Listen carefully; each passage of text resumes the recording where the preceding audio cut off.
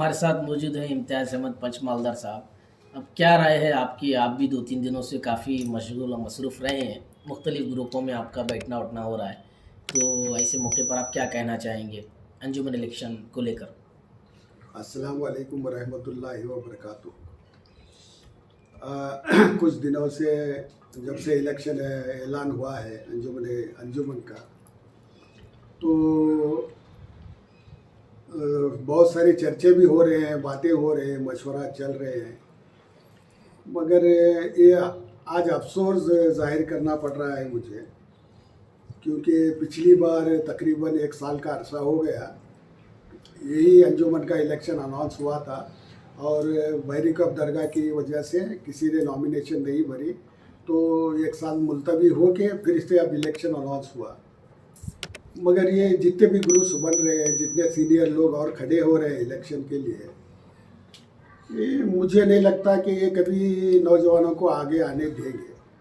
इसलिए कि 1 साल का अरसा हो गया, किसी ने ये कोशिश भी नहीं की कि 2007 के बाद शायद मेंबर्स नहीं बने, उसके बाद भी बहुत सालों का अरसा हो गया, आज तक है किसी ने नए मेंबर्स बनाने के बारे में ना सोचा, ना कोशिश की, ना कहीं पर बात भी की। अगर सोच कर ये किए होते तो सारे जितने भी सीनियर्स हैं, पुराने जो सदर हैं, पुराने कमेटीज़ वाले मिल के अगर करते तो ये नए नौजवानों को मेंबरशिप का मौका दे सकते थे। मगर इन सबको किसी को ये पड़ी ही नहीं कि नौजवानों को आगे आने दें। इनको सिर्फ ये करना है कि हमको इलेक्शन करना है, अंजुमन को बचाना है।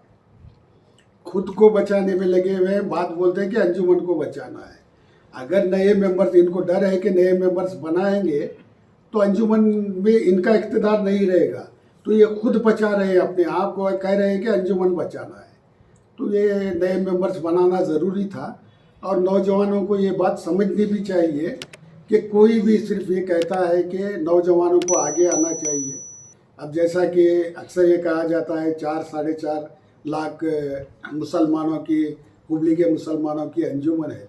भाई तुम नौजवानों को मेंबर्स ही नहीं बनाओगे, मौका ही नहीं दोगे, तो आने का, नौजवानों को आगे आने का मौका कहाँ से मिलेगा? तो ये अफसोस के साथ करना पड़ता है, और सारे नौजवानों को, कौम को सोचने की ज़रूरत है कि अंजुमन बचाने की मुहिम नहीं है, खुद के इक़्तिदार को बचाने, खुद की पोजीशन बचाने की ये मुहिम है। अगर इनको ये करना था तो मेंबर्स नए बना करके इलेक्शन करना था। तो बीच में जब वक्फ बोर्ड ने टेक ओवर किया था, उस दौरान चंद नौजवानों ने, कई लोगों ने, तकरीबन 150 के करीब लोगों ने जो है अपना मेंबर साजी के लिए फॉर्म भरा था, तो पता नहीं उसके बाद क्या हुआ। नहीं, ये वक्फ बोर्ड में ज़्यादातर बेवकूफ़ लोग ही बैठे हैं। वक्फ की जो बॉडी है उसमें ज़्यादातर बेवकूफ़ लोगों का बैठना है, क्योंकि यहाँ से कुछ डिसीज़न होता है, बेंगलुरु में बैठ के ये बेवकूफ़ाना अंदाज में अपने डिसीज़न लेते हैं। ये तो पिछली बार 170 जो मेंबर्स का था, जैसा आपने कहा था, 2 साल पहले मैंने खुद एक एप्लीकेशन दी थी, अर्जी दी थी वक्फ बोर्ड को कि 17,000 वोटर्स में से सिर्फ अब 11,000 बचे हैं, तो इनके मरने के बाद अंजुमन किसके हवाले, इसलिए नए मेंबर्स बनाने की मुहिम चालू की जाए। तो यहाँ वक्फ बोर्ड इसी में नहीं, बहुत सारे मामलों में भी वक्फ बोर्ड ने ऐसी बेवकूफ़ी की है, खासकर हमारे हुबली सिटी में भी। वो वक्फ बोर्ड की तो बात आप छोड़ ही दो, अगर वक्फ बोर्ड के बारे में बात करना है तो फिर कभी करेंगे। और इतनी बेवकूफ़ी वाली हरकतें वक्फ बोर्ड आजकल कर रहा है, अगर डिटेल्स में बताऊंगा तो परेशान हो जाएंगे लोग कि वक्फ बोर्ड एक्शन कैसे लिया जाए वक्फ बोर्ड के खिलाफ? नहीं, वो आइंदा कभी इसमें है तो वक्फ बोर्ड के खिलाफ, क्योंकि अभी वक्फ बोर्ड का अगर कुछ ये करना है तो एक छोटी से 1-2 बातें मैं आपको बताता हूँ जी। जैसा कि बहरी कप की दरगाह, वहाँ की जो बॉडी थी, उनको ऑब्जेक्शंस आए, इलेक्शन वक्फ बोर्ड की तरफ से होना चाहिए था, मगर वहाँ पर इलेक्शन नहीं किया गया। केयर टेकर को देके जिन पर ऑब्जेक्शन आए थे उसी कमेटी के मेंबर्स को लेके और एक कमेटी भी बनाई गई।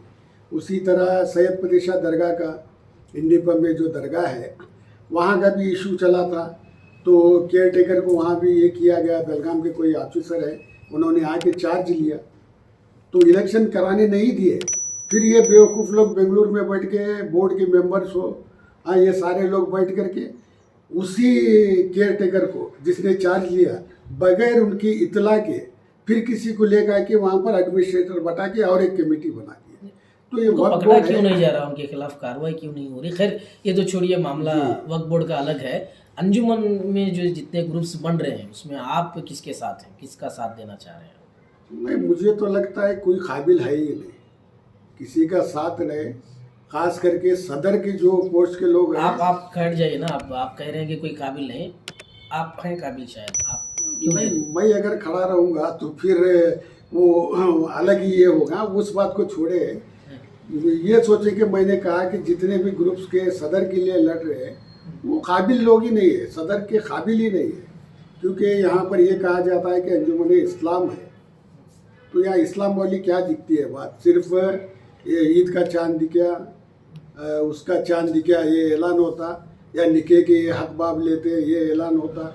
उसकी बजाय इस्लाम वाली क्या बात दिखती है? अगर इनको इस्लाम वाली बात इस तरह से नहीं दिखा सकते तो कम से कम जो सदर के लिए लड़ रहा है उसे अपने चेहरे पर दाढ़ी मुबारका रखनी चाहिए। अगर ये दाढ़ी मुबारका चेहरे पर सजाना नबी करीम सल्लल्लाहु अलैहि वसल्लम की, अम्बिया की अगर सुन्नत है, तो फिर सालों से हम देख रहे, जब से मैंने होश संभाला सब दाढ़ी मुंडे सदरों को मैंने देखा है। तो अगर इनको ये करना है तो कम से कम पूरी बॉडी ना सही, सदर का कैंडिडेट तो अपने चेहरे पर दाढ़ी मुबारका सजाए, या फिर ये एक माने कि दाढ़ी नहीं सजाना, ये सजा दाढ़ी रखना सुन्नत नहीं है। और ये अफसोस की बात भी है कि कई उलमा, मशाइख, मुफ्तियान कराम इस इलेक्शन से जुड़ते हैं, हिम्मत करके नहीं बोलते कि भाई अपने चेहरे पर दाढ़ी को सजाओ, सुन्नत को सजाओ। कम से कम सदर या अंजुमन दाढ़ी रखेगा तो नौजवानों में एक मैसेज जाएगा कि दाढ़ी रखना भी सुन्नत है, ये मुसलमानों की पहचान भी है। अभी आप जैसे देखें सरदारी लोगों को देखें तो सरदार लोग, जो सरदार जी है, सिख लोग हैं, वो अपने हुलिये को कैसे जताते हैं? अपने चेहरे पर दाढ़ी रखते हैं, वो पेटा बांधते हैं।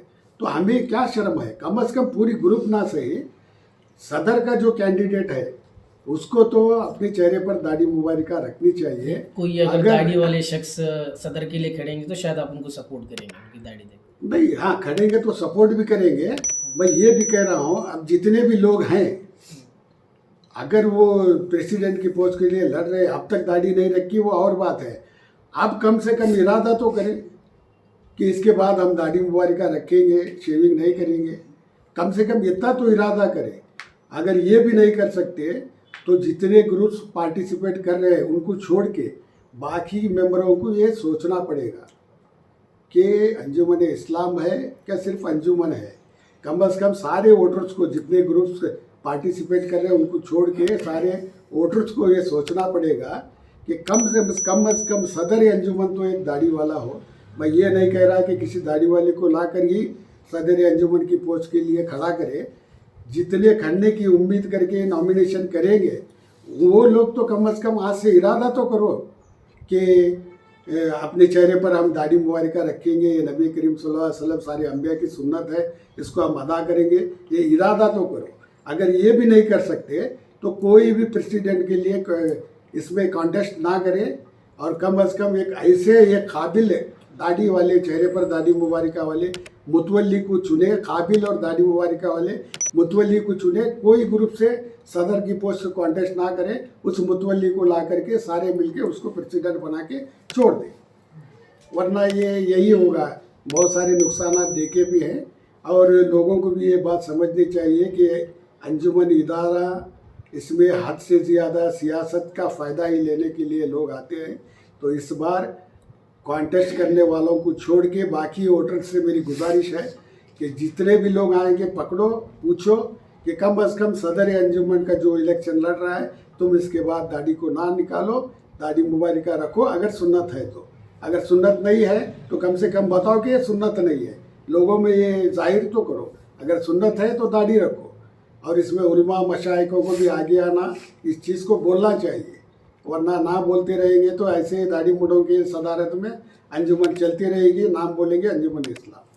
और नौजवानों को भी ये सोचना पड़ेगा कि पुराने जो भी लीडर्स हैं वो नौजवानों के साथ है या नहीं है, क्योंकि नए मेंबर्स को बनाने नहीं दिया गया। ये बेल के बटन को भी प्रेस करें ताकि आपको मुस्तकबिल में हमारी अपलोड होने वाली मज़ीद वीडियोस का नोटिफिकेशन मिलता रहे।